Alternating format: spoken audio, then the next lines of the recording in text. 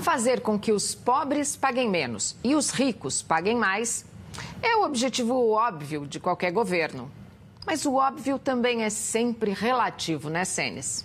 É relativo, Maria. Mas só para a gente voltar nesse tema. A regra fiscal no mundo, como base, ele tem uma lógica de ser eficiente do ponto de vista arrecadatório, tem uma lógica de ser neutra do ponto de vista da intervenção nas decisões de alocação de recursos e ela tem que ser justa. Nessa critério de justiça, o que é largamente reconhecido, diria universalmente reconhecido, não é só que um pobre paga menos e o rico paga mais imposto. É que ele paga mais do que proporcionalmente o rico. Ou seja, ele é progressivo, os impostos têm que ser progressivos. Não é só em termos de volume que um paga mais do que o outro, ele tem que pagar proporcionalmente mais. E o Brasil falha largamente nesse critério. Vamos ver no quadro que você trouxe como é hoje e quais são as propostas de mudança. Aqui eu acho que exemplifica bem, né, Maria, o que a gente tem. Aqui nas primeiras duas linhas, das colunas, a gente tem como é que é hoje o imposto sobre pessoa física. Então, falando principalmente seletistas, pessoas que estão trabalhando no setor privado e estão registrados formalmente, etc. Você pode ver que estão isentos de pagar imposto quem ganha até R$ 1.900 por mês. É um salário, nós estamos falando um pouco mais do que o salário mínimo. Há 20 anos atrás, essa isenção era próximo de 14 ou 15 salários mínimos. Até 14, 15 salários mínimos você estava isento. Hoje, um salário mínimo e mês, você está já no teto, a partir do qual você começa a contribuir. E aí você pode ver que vai subindo até 4,5, né? Vai subindo as alíquotas por faixa de rendimento. E o que é interessante, se você olhar do lado aqui a coluna de número de contribuidores para cada um deles, no universo aqui de uns 30 milhões de pessoas que pagam imposto de renda pessoa física, 1/3 está isento. Aí você distribui para as outras faixas os outros 2/3.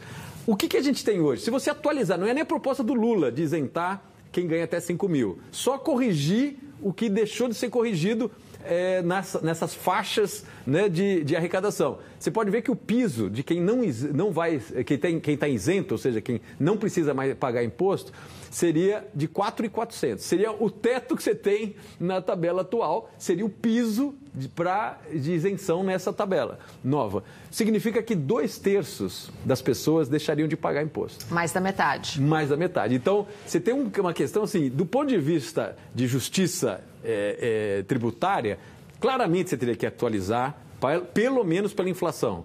Mas se você fizer isso, você exclui um número tão grande de trabalhadores que hoje contribuem que a conta não fecha. Mas então isso quer dizer que o Lula não vai conseguir cumprir a promessa de campanha? Eu não sei como ele vai sair dessa, Maria, mas a grande questão é que a equação que ele prometeu é muito difícil. Você vai ter que arrumar outras formas de arrecadação que substituam essa. Porque se a isenção for para algo perto de 4,5 mil por mês ou de 5 mil que o Lula prometeu, você inviabiliza a capacidade arrecadatória, pelo menos desse imposto de renda sobre pessoa física. Obviamente que você pode aumentar as alíquotas para as faixas de renda mais altas, mas eu diria que você abre uma brecha tão grande que não é fácil você recuperar com alíquotas maiores aquilo que você deixou de arrecadar ao isentar um número significativo de pessoas.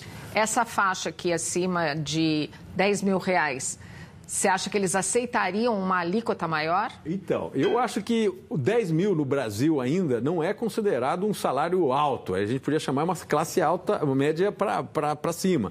Mas não é a classe alta. A classe alta teria que contribuir com alíquotas maiores do que essa. Mas o problema não é só a contribuição em termos de alíquota. É quais são as estratégias que os grupos que hoje recebem salários ou remunerações seletistas ou não, acima disso, quais são as manobras tributárias que se faz para fugir do imposto? E essas camadas mais altas da população, do ponto de vista de recebimentos, eles são muito hábeis em pagar pouco imposto, em fugir, por exemplo, a pejotização que o pessoal chama, abre uma pequena empresa, porque daí não tem imposto sobre dividendos, distribui isso de outra maneira, embute na empresa custos pessoais para diminuir o lucro. Enfim, nas faixas mais altas é mais difícil você só aumentar a alíquota e conseguir o resultado que você quer. Você precisa desenhar uma estratégia um pouco mais efetiva.